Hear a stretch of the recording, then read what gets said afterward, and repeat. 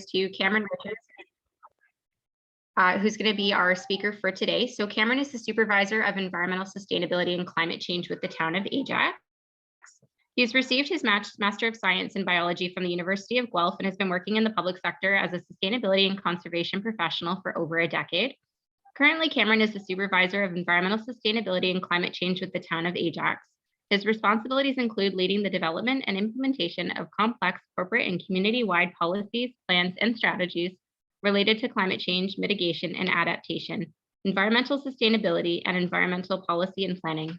Cameron lives in Brooklyn, Ontario with his family, where he's actively involved in the community as former chair of the Whitby Sustainability Advisory Committee, which was from 2014 to 2018. And he's also a member of the Brooklyn Downtown Development Steering Committee, which he started in 2018 and is still presently involved with. So I'm going to hand it over to you, Cameron, to talk to you about what the Town of Ajax is experiencing and what they're doing to address this problem. And then after his presentation, we'll have a chance for questions related to his presentation, and then we'll go over some stuff related to the competition and also have an opportunity for any students interested to ask questions there too. I will pass it over to Cameron. Perfect. Thank you, Ellen. And thank you everyone for joining us today. I'm excited to be a part of this program and really excited to work with Rein It In. So I think it's a great opportunity for everyone involved. As Ellen mentioned, my name is Cameron and I work for the Town of Ajax as the Supervisor of Environmental Sustainability and Climate Change. My work focuses on all aspects of sustainability and climate change, from sustainable building design, habitat restoration, climate risk and policy and guidance development. So a lot of experience in this world. And prior to joining the Town of Ajax, I worked for the Toronto and Region Conservation Authority in several different roles, where a lot of my focus was, again, in Durham Region on a lot of these sustainability and climate change initiatives. So just before we start, and maybe Ellen can help me out as well as we go through, but we do have a Q&A feature today on the Zoom webinar, so you can submit your questions through that, and Ellen and myself will go through and try and answer as they come in. Also, if needed, you can submit your questions or comments through the chat function as well, and we'll have time for question and answer at the end of this presentation. And I just want to reiterate that this presentation will have a lot of information in it. I will be bringing up a lot of different studies and examples of projects that Ajax has undertaken. I have provided Ellen with a list of additional resources, so everything I talk about in the presentation today is available in those additional resources and links. Ellen has already posted those to the project website, the Rein It In website, so you can, as you're developing your proposal and working as a team, you can dive a bit deeper into some of the plans, guidelines, and policies that I'll be talking about today. So with that, I just wanted to provide a brief background on what I'll be talking about. First, I'll give an introduction and background about the Town of Ajax, where we're situated within the GTHA. And because we're talking about flooding and stormwater management within the town and within the province, I want to give a brief framework of how flood risk management happens in Ontario. There's a lot of players and a lot of different levels of government that need to work together to address that. So I want to give a little bit of an intro to that. I'll then move into what climate change impacts Town of Ajax and other municipalities are dealing with currently, and then talk about potential future trends and challenges with climate change. And we're lucky in Durham Region that the regional municipality and Glenn Milner, who you'll learn about a bit later in this presentation, have been doing a lot of work modeling what our future trends and impacts may be with climate change and what we will expect up to the year 2100. Then I'll get into really what we're doing as a municipality to address these concerns. And in any step, there's obviously two steps. The first, you need to identify and assess your problems and your issues. And then the second part is to implement, monitor, and adaptively manage projects to address those issues. So I want to talk about, I'll start first talking about the plans and policies that we've used to identify the issue, and then I'll move into some of the in the ground projects and programs that we've used to try and address these. Lastly, I'll just summarize some conclusions for the Rein It In program, and then we'll have a chance for Q&A after. So the Town of Ajax, for those of you who don't know, we're located on the traditional territory of the Anishinaabe Mississauga and in the territory covered by the Williams Treaty First Nations. So We are adjacent to the Mississaugas of Scugog Island First Nation, and we fly that First Nation flag at our town hall. We know that this community is home and will be home to several Indigenous people moving forward, and we want to move forward together with kindness and respect.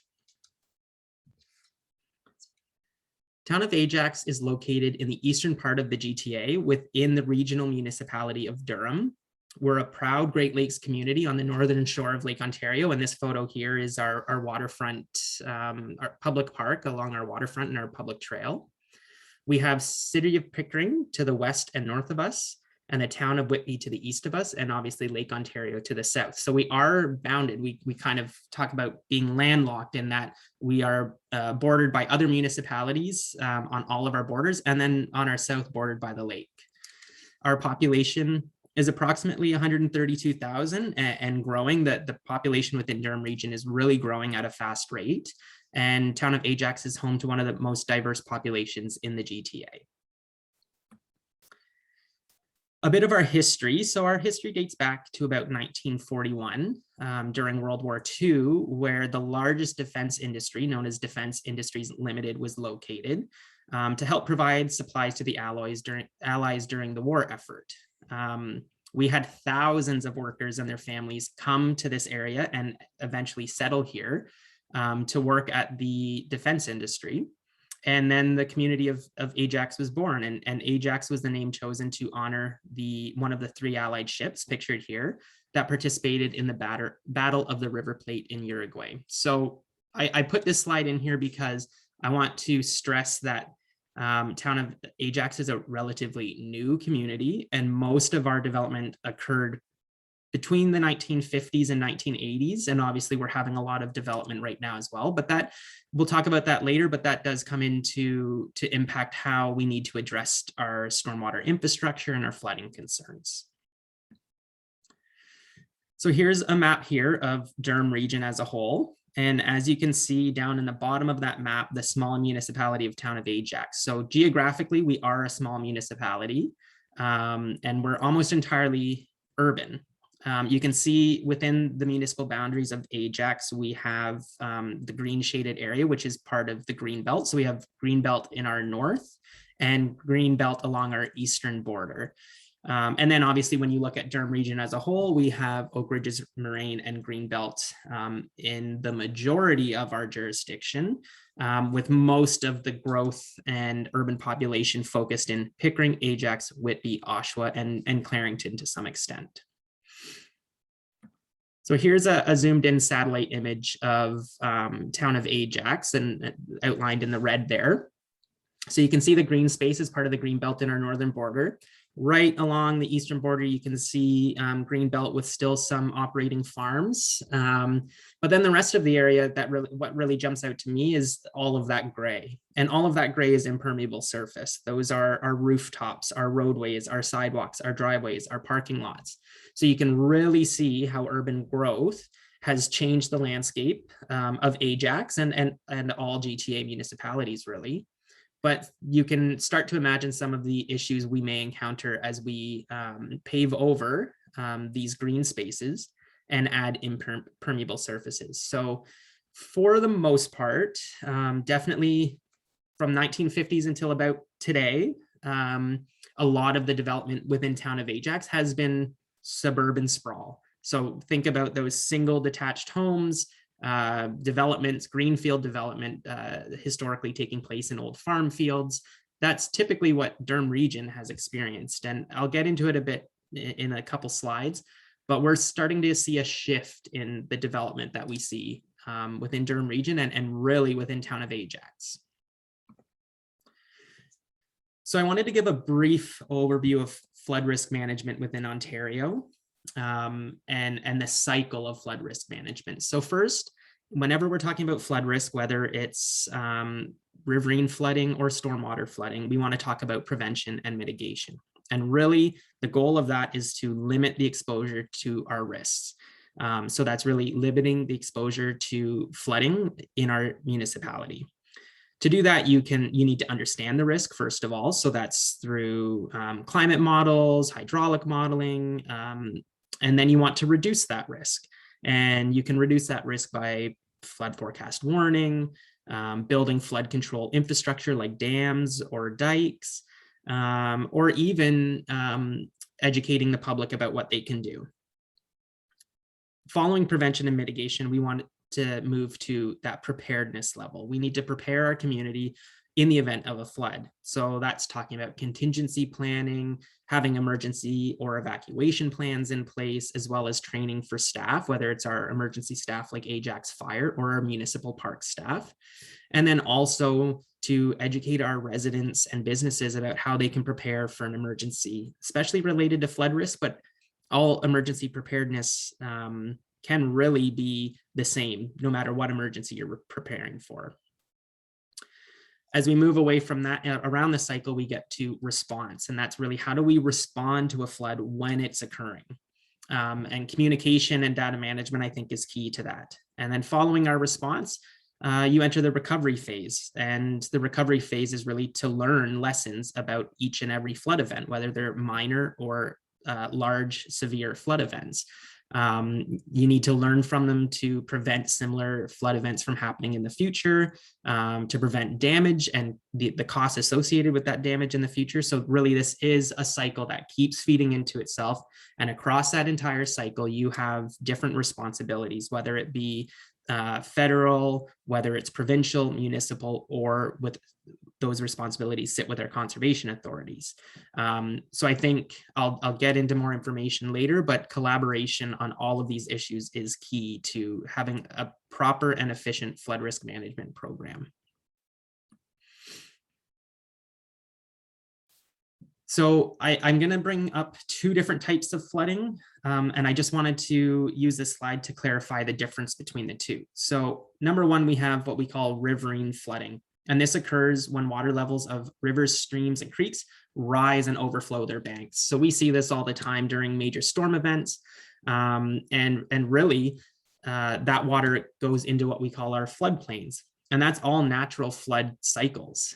Flood plains are meant to flood. They capture water and hold that water, and allow the water to recede and come down to a normal level and prevent any damage. So that's where Ontario is really ahead of some other jurisdictions across North America, in that we have floodplain regulation that the conservation authorities regulate. And now with development, you're not allowed to develop in a floodplain, and in some circumstances we may even actively try and move historic development out of a floodplain. So we see this often in, if anyone's ever been to Brickworks in the city of Toronto, well, that entire site, when it was first built, was built in a floodplain. It would never be allowed to be built there now without major remediation work. So preventing building from being in the floodplain has really limited and reduced the risk of flooding in Ontario, and other jurisdictions across Canada and across North America look towards Ontario and the Conservation Authority model to really preventing the devastation that can happen when rivers flood. The second type of flooding that we're going to be talking about today, and what I think will be more important for this Rain It In program, is what we call urban flooding. So urban flooding is different than riverine flooding in that it occurs when sewers back up and there's more water than the local drainage system can handle. So more water than our storm sewers can handle, and they overflow like you can see in the picture here. Overland flow typically occurs when there's a lack of flow route from low-lying areas. So you'll have a depression in the geography and water can't flow out of that. And typically urban flooding falls to municipalities, both regional and local, and private homeowners to manage. So that's where we see some of the differences between riverine flooding and urban flooding. It's how we manage that risk. So in terms of a municipal role and what local governments like Town of Ajax are responsible for, we really hold the power to adopt local policy to prepare, mitigate, and adapt to climate change. And that's something that's very important, because municipalities can really tailor their local policy to what they need to address. In GTHA, those risks are typically the same, especially for Lake Ontario communities like Town of Ajax. But the beauty of local policy planning is that you can really tailor the solutions to your needs. We can also conduct our daily operations in a manner that responds to the risks associated with climate change. So operationally, Town of Ajax has parks and green space we manage, trail systems we manage, stormwater infrastructure we manage. So we can all conduct those daily operations accordingly. And municipal governments have a very direct and unique relationship with our residents. Through our elected council members, through our community advisory committees, and just through our daily conversations with residents and businesses, we can really educate and encourage action on their part to address flooding risk. And that's something that's unique with municipalities that you may not see in other levels of government. And lastly, municipal governments through council can call on other levels of government to help address these growing issues. So we can, as a council, pass motions that request funding from different levels of government, or bring it to their attention that some of this needs to be addressed. And I wanted to throw this fact in here, and it'll become important later when I talk about Town of Ajax and our stormwater funding program. But in 2016, the Environmental Commissioner of Ontario identified across Ontario a $6.8 billion stormwater infrastructure deficit. And that's just Ontario. So when we look at the GTHA, and a lot of municipalities like Ajax have developed post-World War II between the 1950s to maybe the early 1990s, when most of that development occurred, a lot of that infrastructure is approaching end of life and needs major rehabilitation or replacement. So it's a big deficit in terms of infrastructure funding. And we'll talk about that a bit more specific to Town of Ajax. So what kind of flooding happens in Ajax today, currently, with the climate that we're experiencing? Well, we experience both riverine and urban flooding, and those are often due to large storm events like extreme precipitation, our historic and current urbanization rates across the region, which, like I mentioned, increase our imperviousness. So there's more of that stormwater runoff trying to get into our stormwater systems. And again, our outdated and inefficient stormwater infrastructure that may have been installed in the 60s, 70s, or 80s. In Ajax, we do have two flood vulnerable clusters, the neighborhood called Lower Crothers and the neighborhood called Pickering Village. This just means that these two areas are prone and have a higher risk of flooding. They also may have a higher cost in terms of damage if a flooding event were to occur. And for those of you that are in the GTA and on the North Shore of Lake Ontario, within the past few years, we've had some record-breaking Lake Ontario levels within Town of Ajax that created road flooding that was around for long term, several weeks and even months. We can see the photo here of homeowners trying to sandbag along their properties to protect their homes. And we had major trail washouts, waterfront trails that were completely washed away with the high lake levels. So major flooding and erosion concerns within the last several years. So that's our impacts of flooding. We've had the significant transportation disruptions like road closures from flooding. We've had some bridge failures bridges are closed because they've been washed out.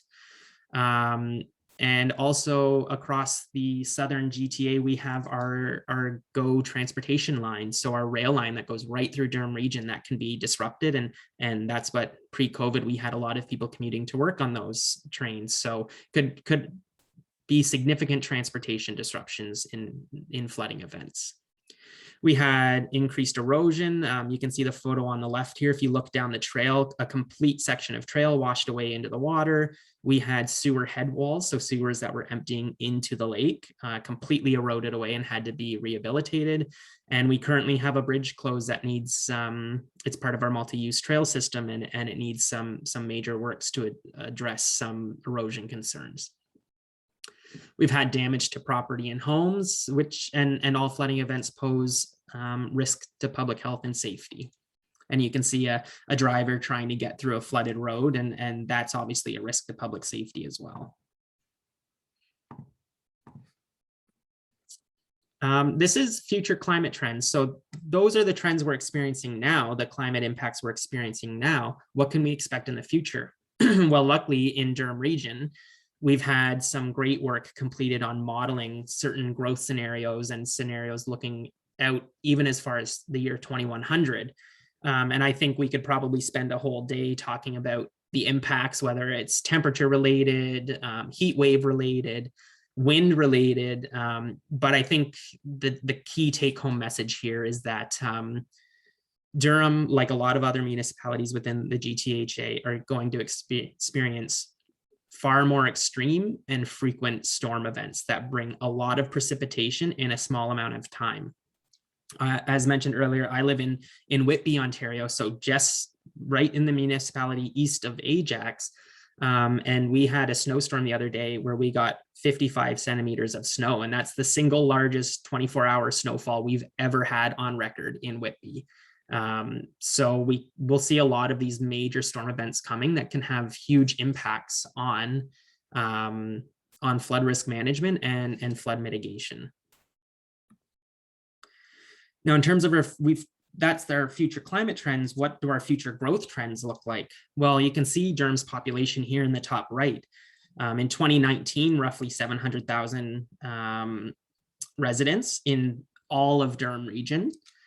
By 2041, we're anticipating close to doubling that to 1.2 million people moving into the region.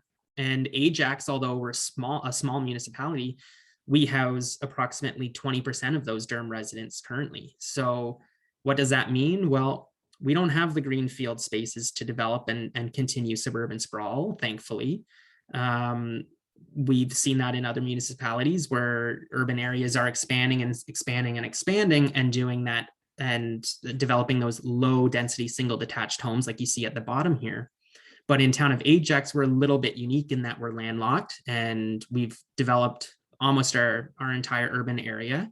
So really what we're talking about now moving forward for Town of Ajax is growing up in terms of density. So we're talking about medium density stacked townhomes all the way up to high density, which we're seeing a lot more development proposals for, specifically in Town of Ajax, where we're going to see more of those apartments and multiplexes. And the photo here is of Pat Bailey Square in Ajax. It's a very recent development and consists of a few high-rise towers. So it's something different for Town of Ajax. Residents might take some getting used to, but across the south end of Durham Region, we're going to be seeing this intensification a lot more into the future. And I think it'll be very important as we try and tackle both the climate change emergency and the housing affordability crisis. So that's all, these future growth trends are all being added to the potential climate trends. So I know that was a lot of information. We did mention this is being recorded and I'm happy to answer any questions moving forward for the duration of the program. But now that we know a bit about Town of Ajax and what we're experiencing today, I want to talk about, well, what can we do about it? How do we identify the problem and assess our needs in terms of flood risk management? And in the following slides, I'm going to bring up a lot of programs and projects, plans and guidance documents that Town of Ajax has implemented. I'm really only going to scratch the surface of what we've been working on as a municipality and as a regional municipality as a whole. But I want you to remember that I'm really putting these projects forward to show you what types of projects we can undertake to identify the problem and identify the work that's needed and the budget that's needed to address the problems. So all of the documents I'm going to be talking about have been supplied in that list of additional resources that's on the Rain It In website. But if you have any other questions, please let me know. So the first is Ajax's Climate Risk and Resiliency Plan. Now, this plan was approved in June of 2019, and it was really a community and corporate adaptation plan. So the goal of building resiliency across our entire community. It provides a strategic framework to address current and future climate change risks and make resilience our top priority. Within the plan, we've identified well over 50 concrete actions that need to be addressed in the short, medium, and long term in order to build that resiliency. The plan itself really focused on the following three themes. One was emergency preparedness and response. One was natural systems, and one was stormwater, flooding, and erosion. So as you can see, when we focused on our three top priorities for building resilience, well, essentially two of them are specifically addressing stormwater and flooding in terms of identifying the risk, mitigating that risk, and then preparing our community in terms of emergency preparedness and response, especially our vulnerable populations.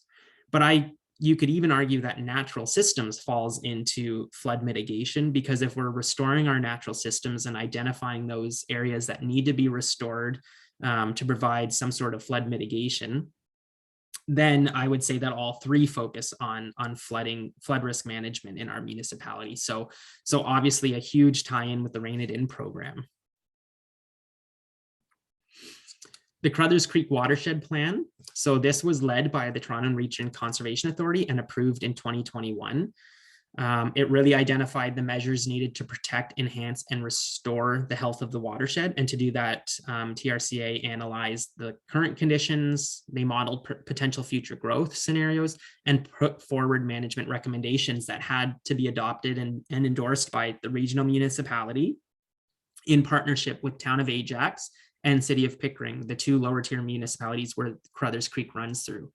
And if you dive into this watershed plan a bit more, you can see that land use planning and flooding concerns, including erosion and water quality, are two of the major themes in the plan. So it links land use planning and growth to watershed health. And it really came out with some great recommendations and concrete actions that need to be implemented to keep the health of this watershed protected and enhance it. Our shoreline analysis. This is some great work that our manager of engineering is leading. This shoreline analysis project was identified in our climate risk and resiliency plan as a priority action item, and it's been initiated as we speak.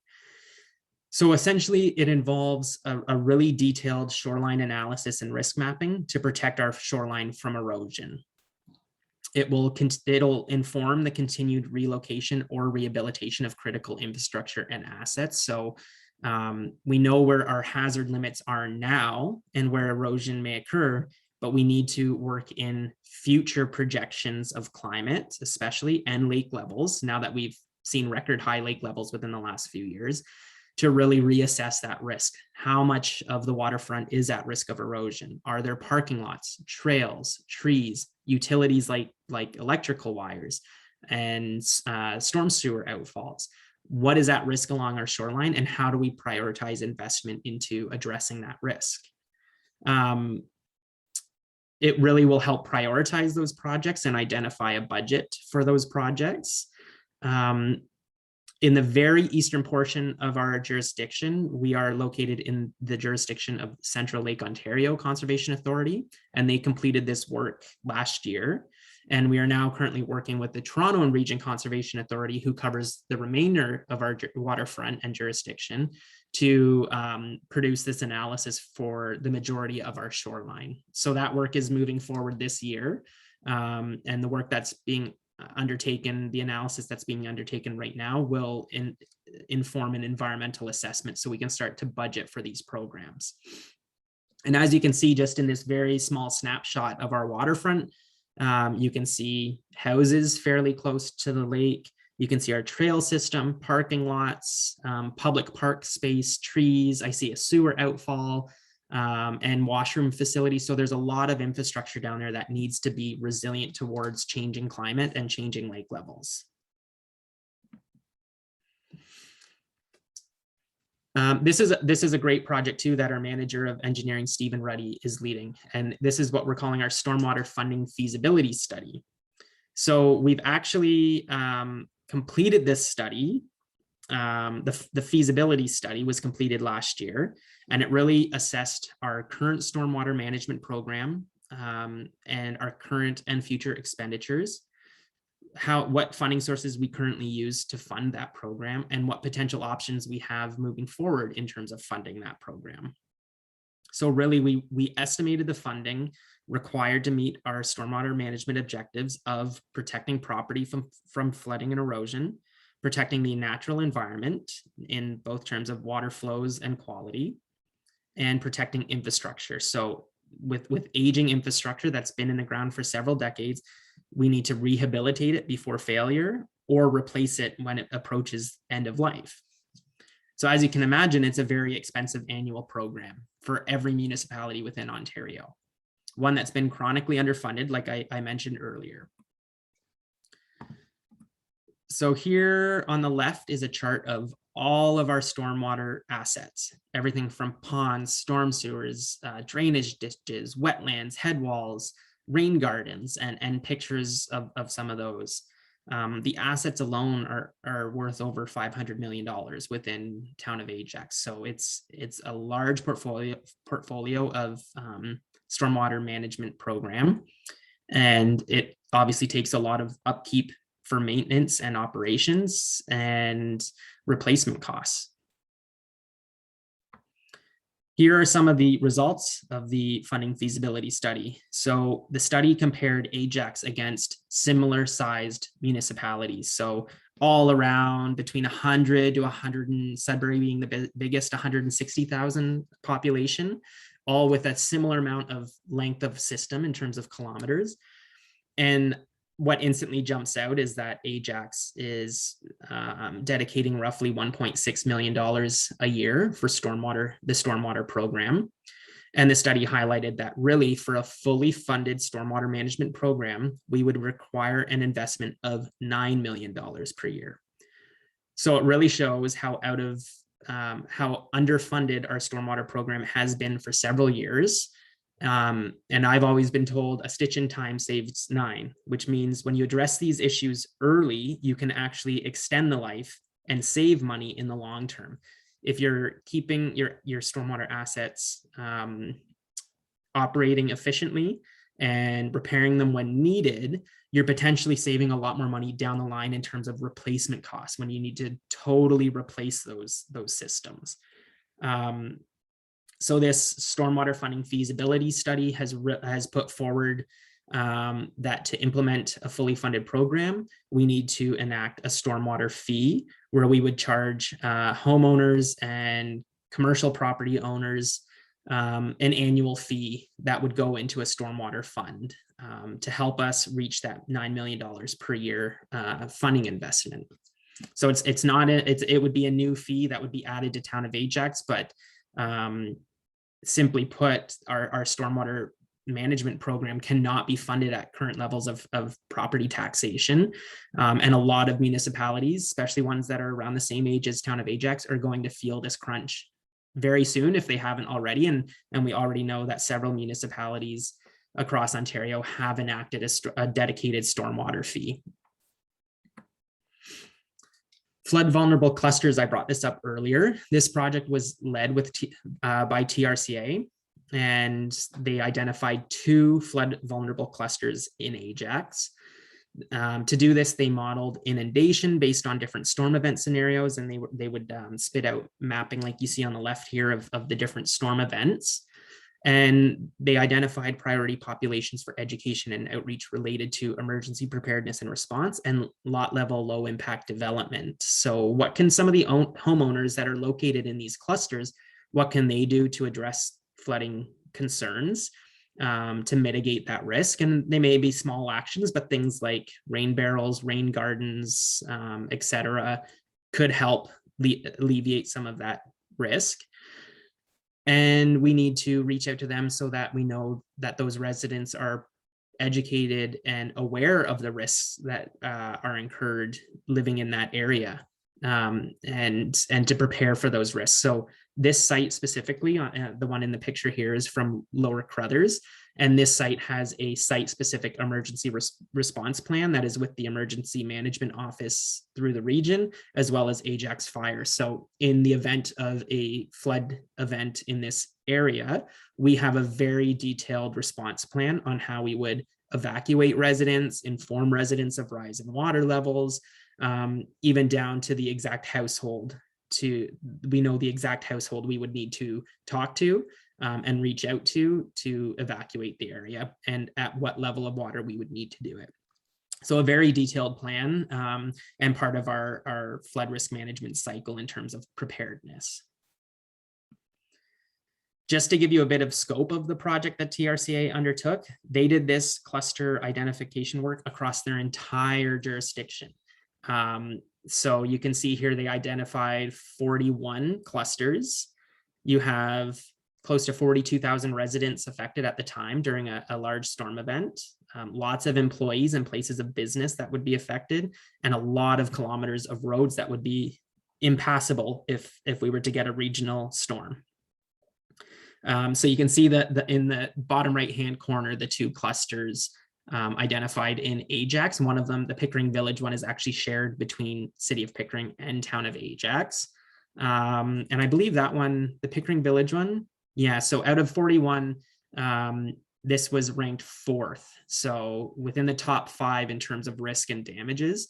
So this is some of the work that TRCA put together to really identify the amount of people and roadways and households affected. It also, based on a storm event, looked at the potential annual damages in terms of dollars. So when we assess risk, we obviously need to talk about dollars to respond to that flooding event. So whether it's damaged infrastructure like roads or households, etc. So obviously, 2.3, almost approaching $2.4 million worth of annual damages potential there. And then here's the Lower Crothers flood vulnerable cluster. It was ranked a lot lower at 32, and you can see that annual damage dollar amount is a fraction of the Pickering Village one. And these are available in the additional resources as well. So you can dive into the information a bit more here, but excellent work done by TRCA to identify these areas. And since identifying them, they've actually hosted very targeted flood talk events and flood outreach events to these neighborhoods across their jurisdiction. So they've been doing some great work in trying to prepare residents to address this risk. So that was all the projects we've used to identify and assess our risk.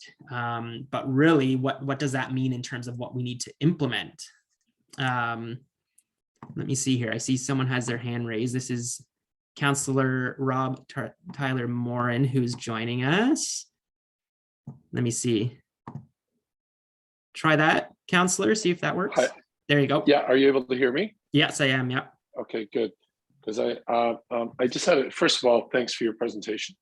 No problem. And bringing, even though the language, like you hear Pickering Village, where we all live and work. Can you tell me historically, has there been flooding? And when you say flooding in Pickering Village, are you talking about near the waterways, Crothers Creek, Duffins Creek, like in all these waterways? When you say flooding, I guess it would start from there, which is probably pretty obvious. But can you tell me historically if there's been flooding or when there's been flooding in Pickering Village? Do you know that? Or I don't know the exact times, but you're right in that Pickering Village was one of the earlier areas that were developed within Town of Ajax and City of Pickering. The flooding would be from the creek systems themselves, so riverine flooding, right, like I mentioned earlier. And there have been flood events that have occurred there in the past, but the conservation authorities and the municipalities have done what they can to address some of that risk, but it still remains at a high risk when we talk about if we were to experience a regional storm event. In that the right, modeling shows that it can overtop banks and impact roads and businesses. And a lot of that is because of the age of the development and how close some of those were allowed to be built to that creek system. Absolutely.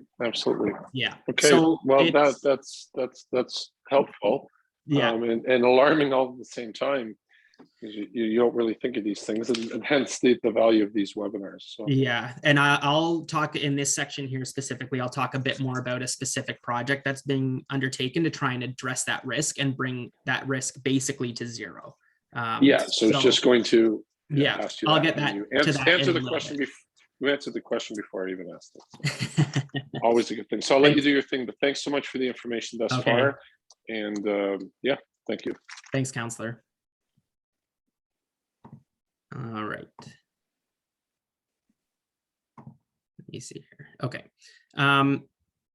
Yeah, so I just wanted to mention that I will be talking about how we implement some of the solutions we've identified. And then obviously an important part of flood risk management, how do we monitor the success, or if they're unsuccessful, how do we monitor what went wrong? And then adaptively manage them when required. So the first one I wanted to talk about specifically was what we call nature-based solutions. And this is really a term that we've been hearing a lot of talk about within the last couple years. But essentially, they're approaches that conserve, restore, improve, and invest in the management of ecosystems to reduce impacts of climate change, and at the same time address the biodiversity crisis. So these nature-based solutions are doing things like restoring and enhancing floodplains and wetlands and green space to mitigate flood risk. And you know, in Ontario, that's why we're seeing a lot of this risk, in that because of when development happened, mostly post World War II, we saw the loss of a large amount of our green space and wetlands to accommodate this growth. We know better now, although wetlands are still being lost at an alarming rate across Canada. So we really need to conserve the spaces we have, especially in urban areas, and restore them so that they're functioning properly. So what Town of Ajax focuses on in terms of nature-based solution is listed here. And I've just listed some of the ones that we focus on. So we have a subsidized backyard tree planting program, and this is geared towards our homeowners to help plant trees in their backyards or front yards. It's subsidized by the town, so we offer a rebate program. So a resident for around $100 will get a consult from a leaf expert who will pick the right tree for the right place. The leaf employee and staff member will deliver the tree and plant it for that homeowner. The leaf employee will then follow up to monitor the success of that tree and help with pruning and watering and weeding and mulching. And the homeowner will receive an additional rebate from Town of Ajax. So when we're talking about a homeowner can plant a large tree for around $100, that's about a quarter of the cost of just the tree itself from a tree nursery. And that doesn't include, you know, a delivery fee. It doesn't include hiring someone to plant it for you. So significant savings there to try and increase our urban tree canopy. We have other urban forestry improvements and resilience. So our urban forestry team looks at selecting the right tree for the right space. So really looking at soil quality, temperature, where that tree is going to be placed. So if it's beside a roadway that has some sort of winter maintenance, then you need a tree that's going to be able to survive some higher levels of salt use in the winters. They also have amended their tree selection list to really pick climate resilient species. So these are tree species that will be resilient to our future climate trends. Last year, we really focused on some invasive species awareness and management. There's a few project sites where we managed invasive species. We improved our website and some of our outreach. We hosted a webinar just like this and focused on invasive species and how to avoid using them at home. We've joined a lot of collaborative groups like the Municipal Working Group led by the Invasive Species Center, which is a national organization to talk about invasive species work. One thing we're really focusing on this calendar year is wetland creation and restoration, and I'll talk a bit more about that in the following slides. We really focus on securing private land for environmental protection. So since 2019, the Town of Ajax has secured just over 20 hectares of green space, with more to come this year. So a large chunk of green space that's typically located along our waterways and within the floodplain that we've secured into public ownership for environmental protection. And obviously, one of the newer, more innovative nature-based solutions is green roofs. So how do we use this massive space, empty space on a industrial building or a commercial building to bring in some green aspects for pollinators and water retention? And this is something that we're seeing more and more of across the GTA. And I think within the next few years, you'll see some pretty innovative green roof solutions. So the Carrison Wetland Project is one of the projects identified in the Crothers Creek Watershed Plan. It's a priority wetland creation and restoration site. And we will be embarking on this project this year. We were lucky enough to receive some infrastructure resilience fund money from both the province and the federal government to implement this wetland project. So the funds were about $750,000 put together from Town of Ajax and Region of Durham. So a very large project. And we've been able to secure some more funding to push it closer to $1 million budget. And this will create and enhance approximately 2.5 hectares of wetland habitat and about 6 hectares of riparian planting. So those are the plantings adjacent to waterways, and very important in terms of floodplain and stormwater retention. So here's a map of the project site. So as you can see, it's a large project site. So 8.5 hectares, roughly, I believe 18 acres, somewhere around there. We do have a multi-use trail that goes through this site. The green areas identified on this map are where we will be doing tree planting.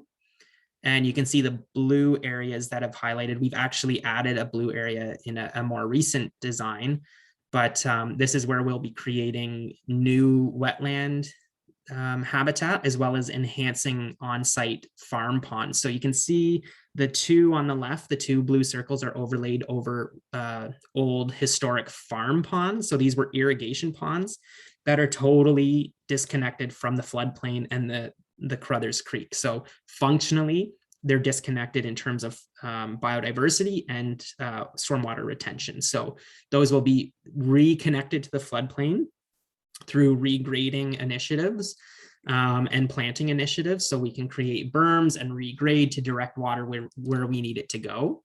And then in the north, where you see that hashed area, that's where we'll be taking some invasive species management. There's a large stand of Phragmites, which is a tall reed species that takes over wetland areas. It's a very aggressive invasive species that is found in the GTA. So a big project that I'm very excited about for this year. The Green Development and Environmental Design Guidelines. This is a municipal green standard. And this municipal green standard is currently underway, where it's in the public consultation phase right now, and hopefully will be finalized and approved in April of this year. And this green standard will establish sustainability related design guidelines and performance measures for new development and redevelopment in the town. It will consist of mandatory and voluntary metrics that new development needs to achieve. And these cover a wide variety of different categories, and it includes everything from green roofs, stormwater management, drought tolerant landscaping, trees and soil conservation, and bird friendly design. So some of the metrics will really address biodiversity. Some of the metrics, like the energy performance metrics, will really address greenhouse gas emissions, but a lot of the metrics will focus specifically on site level stormwater management. And as I mentioned earlier, when Ajax was experiencing our single low density development, the single detached homes, those are typically in large greenfield development areas where you can put in stormwater management ponds and storm sewers to direct that water. The issue that Town of Ajax developments are going to be fighting with, and it's not unique to Ajax, but any municipality that's seeing more high-rise, high-density development proposals, is what do you do with that stormwater that's collecting on site? There's not enough room on site to collect the water in a stormwater pond. So what can be used to manage that stormwater on site? What are the innovative ideas, whether it's like a rooftop retention for stormwater or bioswales and permeable paving? What can we do to address that? And that's where some innovative solutions are going to have to be tested and piloted and monitored so that we know what works and what doesn't. So that's when I talk about green infrastructure. Well, that's everything from, it's kind of an umbrella term that covers permeable paving, bioswales, rain gardens, rain barrels, and any other rain harvesting system like a rooftop system. So we really need those innovative technologies, especially as we move forward and have more infill high density development. This rendering here is actually of our Audley Recreation Center. It's one of our newest community centers. And the parking lot that was built has all of the water collected on the parking lots flows into these bioswales and infiltration trenches that are planted with native plants. And a lot of that water that doesn't soak into the ground actually gets moved to an underground cistern. And that cistern is used to store water to water our landscaping in the summer when we have periods of drought.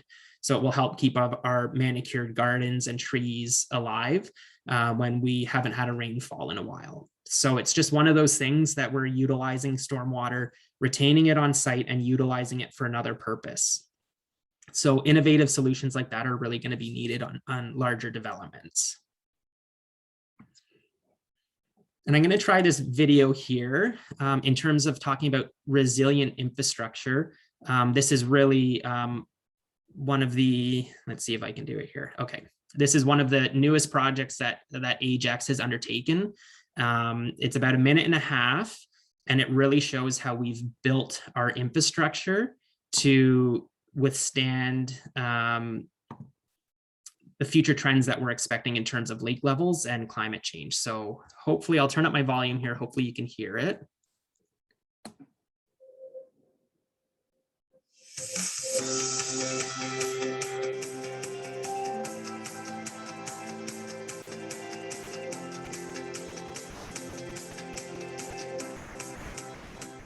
Welcome to the iconic Ajax waterfront, located along the shores of Lake Ontario. As a proud Great Lakes community, the town of Ajax continues to invest in infrastructure projects that allow visitors to experience its breathtaking landscapes while protecting sensitive natural areas. Annually, during the spring thaw, the mouth of the Duffin... We lost it. Let me try again. Ellen, is the sound okay on that? Are you getting echoes at all? It's a little bit laggy, like it's cutting in and out and freezing. Okay. Maybe I'll skip forward a bit and then I'll end it a bit early, but we'll send this video around as part of the additional resources because I just wanted to show you the scope of this project. During the spring thaw, the mouth of the Duffins Creek can be unpredictable, turbulent, and dynamic, causing considerable erosion and impacts to our waterfront. While the town and the Toronto Region Conservation Authority have taken many steps over the years to reduce these effects, it became clear a long-term approach was needed. The solution? The newly opened 140-meter-long raised boardwalk that seamlessly connects Rotary Park to the existing pedestrian bridge. Elevated above the regional flood level, the boardwalk is built to withstand a 100-year storm and will help to reestablish the beach, enhance natural habitats for wildlife, and improve accessibility for all users exploring the William A. Parrish Waterfront Trail. In addition, the trail leading to the boardwalk has been realigned to improve wayfinding and better direct trail users away from the playground. This $1.6 million project was funded exclusively by the Federal Gas Tax Fund and ensures our waterfront is safer and more resilient for years to come. Experience the new Rotary Park Boardwalk this summer. Okay, hopefully that wasn't too bad, but I just wanted to put that video in because it may at first glance appear like $1.6 million for a boardwalk. It's, you know, it might look like it was overbuilt, but really it was built to the new the new levels of risk that we would expect down at the waterfront, our new lake levels and erosion hazards, new climate trends in terms of precipitation events. So it's might be spending a little bit more money up front, but in the long term, it will reduce the maintenance costs, the operation costs, and extend the life of this piece of infrastructure because it's more resilient to our projected climate trends. So it's really something like that. The trail that was there before was being repaired almost annually because of washouts, which costs a lot of money. So building a resilient piece of infrastructure, whether it's a boardwalk like this, a pedestrian bridge, a vehicular bridge, or even large spans and culverts across, like a highway crossing across a river, really needs to be built to a really resilient level, or else we'll be paying more costs in the future to maintain. The Ajax Pickering Dike Rehabilitation Project is a flood control landform. It was constructed in the 80s and it provided flood protection to the 500-year storm, so a large storm event. However, we know that 500-year storm is becoming more frequent. The risk of it is becoming more frequent. And a 2009 study identified some design deficiencies.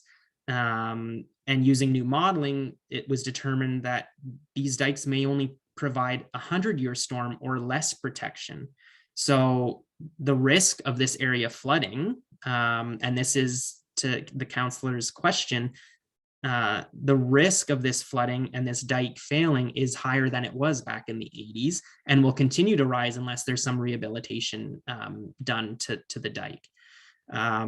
So an environmental assessment was completed and submitted and approved in 2020 that identifies the rehabilitation needs to build it to a higher standard so that it will again provide 500-year storm protection. It will lower the risk of flooding in that Pickering Village neighborhood.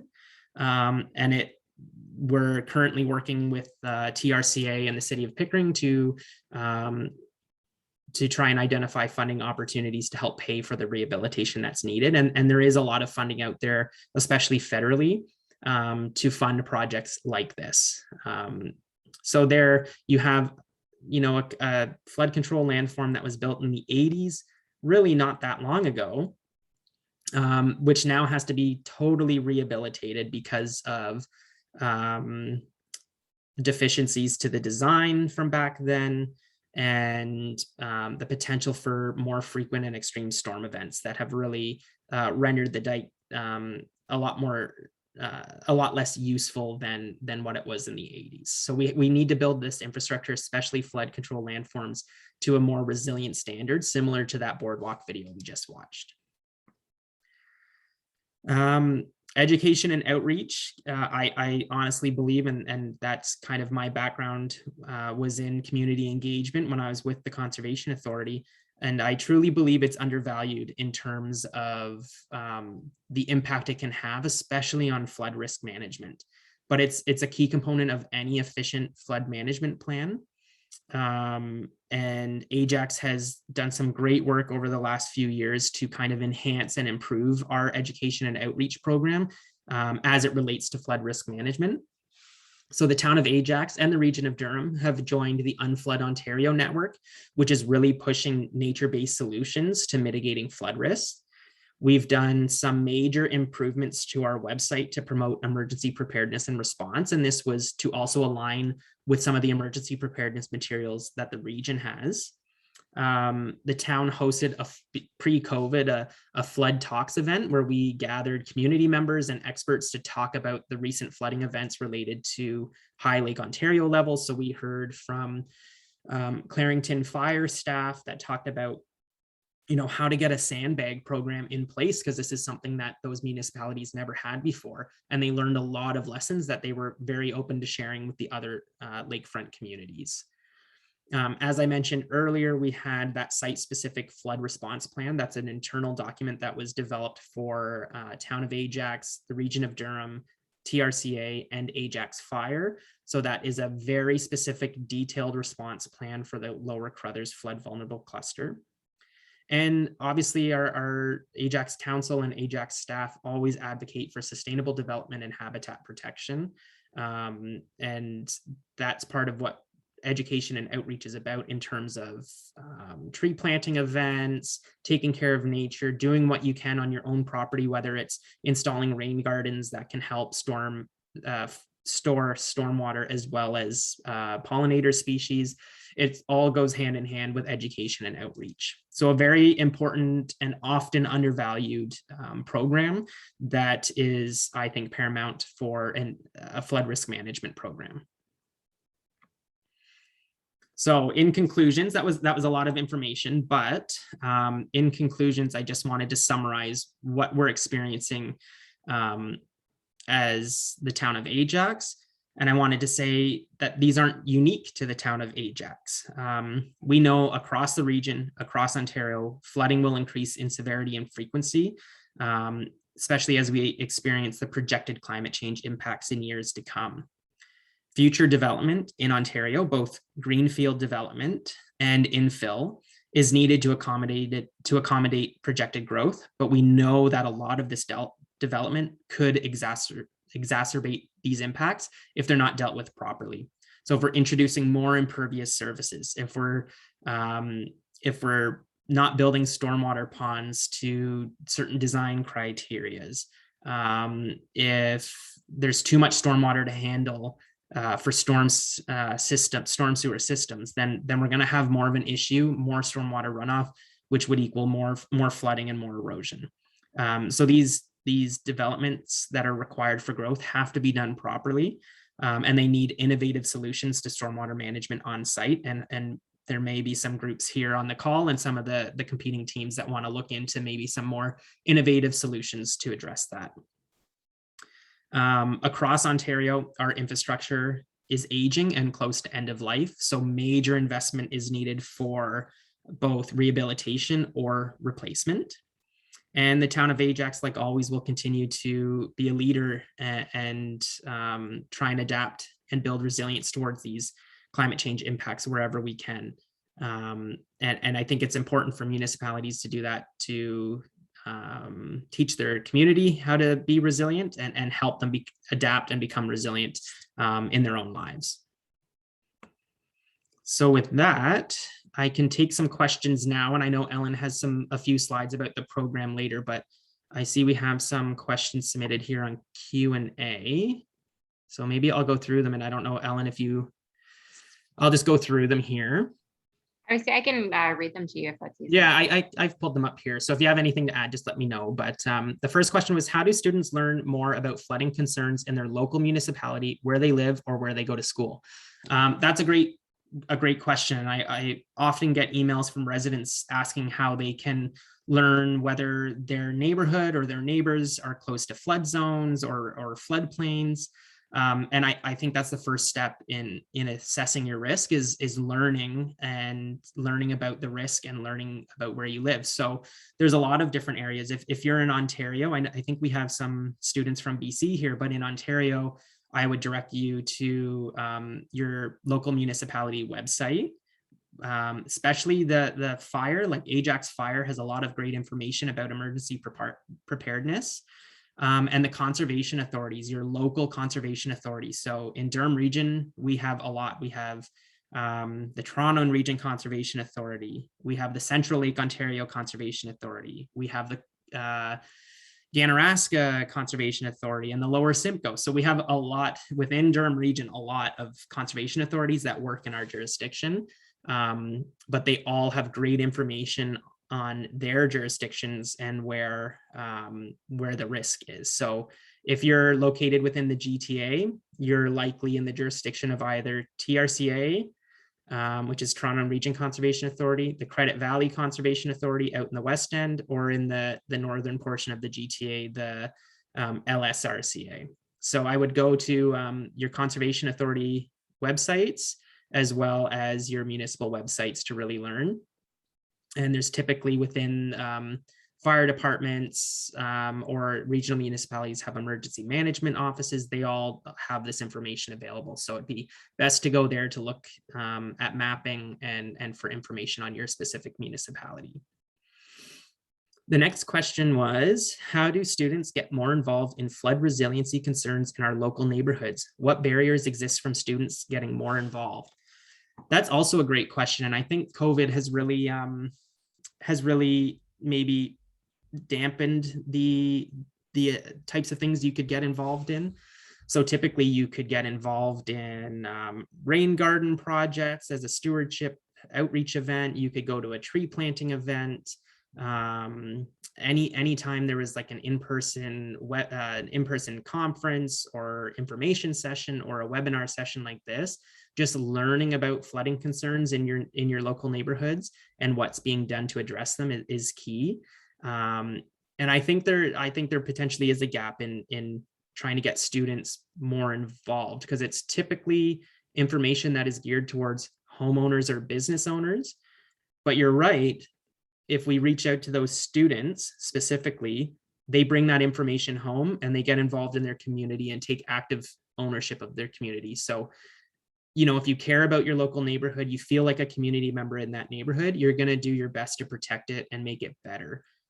So that's all about cultivating that active ownership of your community. So that's a great question. And I think that's a great concern, that there are barriers to getting students involved in some of these initiatives, because it's always been geared towards usually homeowners and business owners. Just to add to that, Cameron, I think another great resource for students would be looking to your institution's sustainability office. I don't know if all schools have them, but I know a lot of them do, or they have sustainability coordinators. So reach out to those leaders within your institution and see how you can get involved as well. Yeah, perfect. The next one was, what groups can I get involved in beyond Rein It In at a youth student level to help with these issues? That's also a great question. And I think to build off what Ellen said, a lot of post-secondary institutions and secondary institutions have sustainability groups or advisory groups. I know a lot of municipalities, both regional and local, have environmental advisory groups. Conservation authorities often have some sort of stakeholder group or youth council that people can get involved with. So I believe that the TRCA Youth Council is recruiting members right now, and you only have to live, work, or go to school in TRCA jurisdiction to apply. And they do a lot of great outreach events to help with not just flooding issues, but climate change issues and environmental issues. So whether that's becoming advocates for certain issues, they've hosted film screenings in the past and virtually as well, to screen and have Q&As based on environmental films. They've even hosted events like snowshoeing and tree planting events. So there's a lot of youth councils out there and a lot of kind of grassroots youth organizations that are forming to advocate for change and address climate change. Are there plans like the Crothers Creek Watershed Plan in other areas of Ontario? Are these easy to find and understand what some of the localized problems are? That's also a great question. So the simple answer is no, there's not a lot of plans like the Crothers Creek Watershed Plan in Ontario. However, I'm only saying that because the Crothers Plan is kind of groundbreaking in terms of the analysis that was done, the modeling that was completed. So there's no watershed plans in Ontario that come close to the Crothers Creek Watershed Plan in terms of the work that was undertaken. And that project was roughly $1 million to complete, and took, I believe it was undertaken starting in 2016, 2017, and just approved in 2021. So a big undertaking, a lot of groundbreaking analysis done. However, in Ontario, yes, there are a lot of watershed plans that are specific to each watershed. So for example, TRCA and CLOCA, those two conservation authorities have watershed plans for all of their watersheds, all of their creek systems. Some are more advanced and innovative and have come out in more recent years, and some are a bit outdated and older and didn't do quite the analysis that would be done today. I know Cloca just updated all of their watershed plans in 2020, I believe. So they're fairly up to date with good mapping and recent information. And TRCA, so they've completed the Crothers Creek watershed plan, and they're currently working on the Etobicoke Creek watershed plan in the west end of their jurisdiction, and they have plans to update all of theirs. So they'll get more technical as they move along. So there are a lot of watershed plans out there, but they are different based on when they were completed. But they all talk about the local problems, the issues that were being faced by those watersheds, and what can be done to address them. And typically when you're talking about an urban setting, a lot of the issues and key components are the same when we're talking about land use planning, the amount of water, the flow, flooding, and erosion, the water quality in terms of nutrients in the water that are saturating the river systems, nutrients like phosphorus from agricultural runoff or chlorides from urban runoff, like road salt use, that are really impacting water quality. And then obviously restoration initiatives and climate change initiatives in terms of habitat restoration. So they all kind of focus on similar things in urban areas, but a watershed plan in an agricultural area would be much different. So there, I would go to, those are typically the conservation authorities that complete watershed planning in Ontario. So I would go to that local conservation authority to try and find the answer for that. And let's see if there's any more here. I think Ellen just posted in the chat. I think that might be good for now. And then I think, Ellen, are you ready? I can go on to just the last couple slides to talk about the program in general. And I'm available anytime. If you have any questions, feel free to email me. I'll be happy to answer them at any time. So don't worry about reaching out. No, that's perfect. Thank you, Cameron. It's really great to see a real world example of how this problem is impacting our communities and what kind of solutions are being looked at and what the barriers are. So I really appreciate you taking the time to share this information with the students today. In regards to the webinar itself, we will be providing a recording afterwards. We can send an email to those who registered as well as to the students who are registered for the competition. And it'll be available on our YouTube channel as well as on our website. So for any of your teammates or coworkers or anyone who's interested in seeing it who couldn't attend, there is an opportunity to watch a recording afterwards, so don't worry about that. In regards to the competition, we just wanted to go over a couple of the key points and have an opportunity to answer any questions that anyone has at this point. We're also available afterwards, of course, at our inquiries email address, and we're here to support the students along the process, or if anyone's interested in getting involved through mentorship or sponsorship or partnerships or anything like that, feel free to contact us. So the first thing I want to talk about is the timeline of competition. So for those registered or for those interested in registering, the first big one coming up is going to be February 10th. So that's our mentorship workshop. March 3rd is our skills development workshop. March 13th is when your report submissions are due. And March 31st is when the project pitches are going to be happening. So our mentorship workshop is going to be hosted in partnership with the International Water Association, and it's specifically with their Young Water Professionals Canada branch.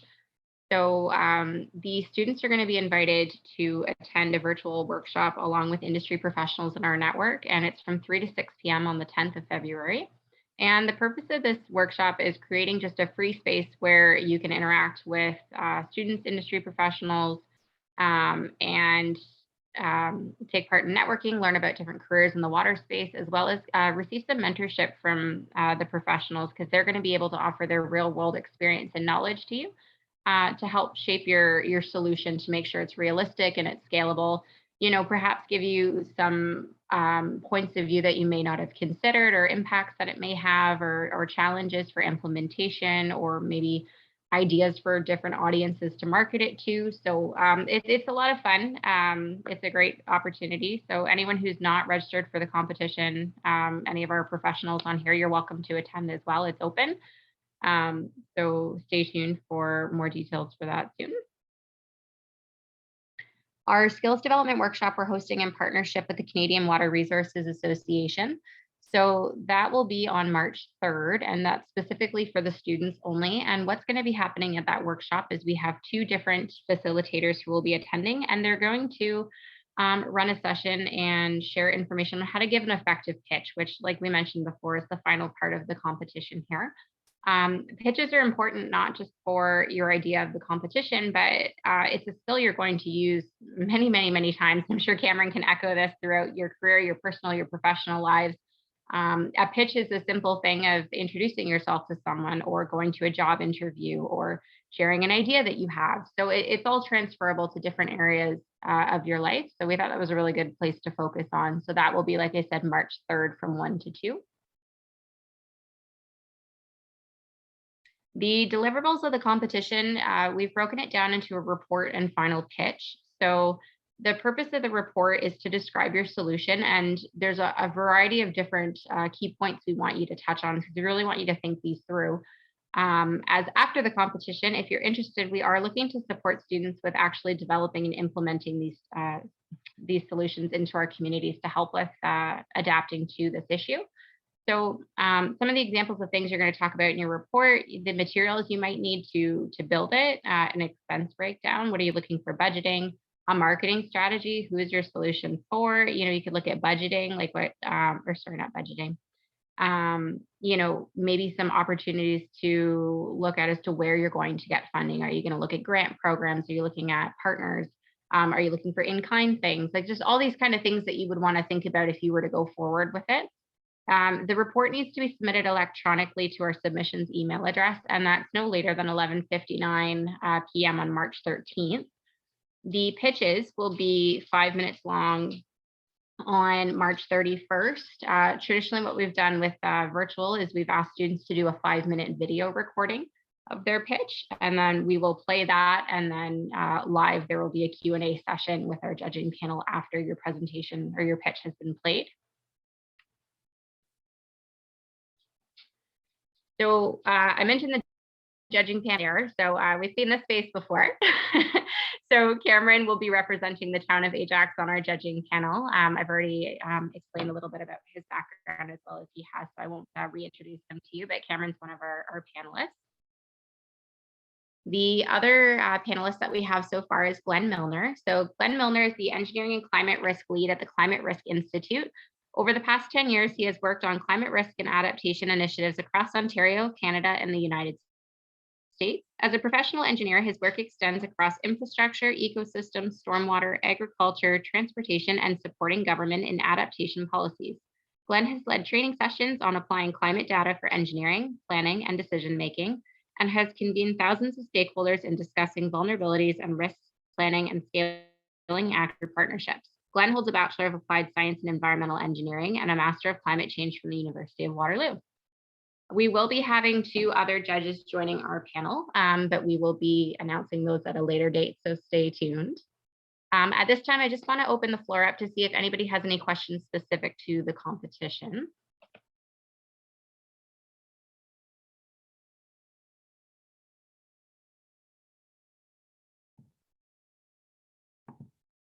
I'm not seeing any on the Q&A, Ellen. Okay, so we'll just we'll give that a few minutes just to kind of elaborate or echo some of the stuff that Cameron's already said. So the webinar will be available afterwards for reference. And we also have, as he mentioned, an additional resource section on the website where he's provided different links from the Regional Municipality of Durham or the Toronto Region Conservation Authority, the Town of Ajax. So I encourage you guys to check those resources out just to get a better understanding of the problem. And the other resource on the website on that same page is the project report and pitch evaluation criteria. So I really encourage you guys to start looking at that before you start developing your solution, because that's what our judging panel is going to be evaluating your work and pitch on. So make sure you're clear on the expectations with that. Ellen, do you want to just let the group know how many teams have registered so far and maybe where they're coming from? Yeah, absolutely. So we have extended the registration deadline till February 1st. So if you do have any other students that are interested in getting involved or anyone in your network that you want to share it with, please feel free. So February 1st is the new registration deadline. As of right now, we have 9 teams registered, which is very exciting. So we've got a team from the University of British Columbia. We've got 3 teams from McMaster University. We have a team from York University. We've got a team from Wilfrid Laurier University. We've got 2 teams from Seneca College. And 1 team from Fleming College. Cameron, can you think of anyone I missed? Was that 9? So you said McMaster, did you say? Yep. Yeah, I think that's it. Perfect. So we've got a variety of college and university teams, mostly Central Ontario, but the competition is open to students across Canada. So really excited to have the students from UBC participate this year. And like I said, hopefully we'll get a few other teams by February 1st. And Councillor Tyler Moore, do you have another question?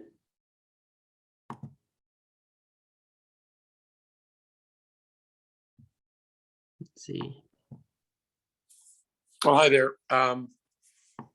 Was my name just mentioned? Sorry. Yeah, did you, it looked like you raised your hand again, maybe? But Yeah, I I'm not just, sure. full disclosure, took a call. And I'm just glad that, this work's being done. Sometimes it would probably appear to be a little bit background, but this could be absolute foreground. And I'm glad that it's getting the attention that it deserves for all the residents. And as I said, I'm particularly sensitive to the Pickering Village area, and again, glad that we're having these conversations. So thank you. Thanks, Councillor. Yeah, I think it's important because we always talk about how we focus on climate change work and environmental sustainability, but just as important to our council is mentoring and providing mentoring opportunities for youth, including students, because the students are the ones that are going to be working for the municipalities hopefully soon, and we want them to have that mentorship opportunity and to develop both professionally and personally. So I think it's a great program, and Town of Ajax is very excited to be a part of it. Absolutely. Thank you again. And I think we have one more hand.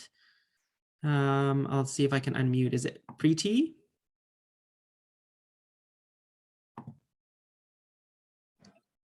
Hello. Hi there.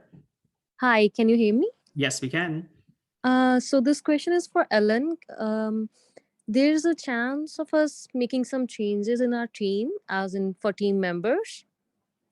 So I just have a doubt that we need minimum of 3 people on the team, right? Yeah, but if there's a problem with maybe somebody can't commit to it anymore and you fall below the 3, that's okay. We can still accommodate you to participate. So don't stress about that. Okay, that's gonna be fine. Thank you. Thank you. No problem. And I think that's it for our slides. I'll just add to what Ellen said. We're super excited to do this program, and I can't wait to see some of the projects that you guys come up with and submit and pitch. Glenn Milner is a great person to have on the judging panel. He's done a ton of work in this field across Ontario and a lot specifically in Durham Region. So very lucky to have him on board as well. And as mentioned, if you need to reach out with any questions, Ellen and myself are open at any time. Wonderful. Well, I guess we'll wrap up then because I don't see any more questions. So thanks everyone for your time today, and especially Cameron for taking the time to put this awesome, very informative presentation together for everyone to learn.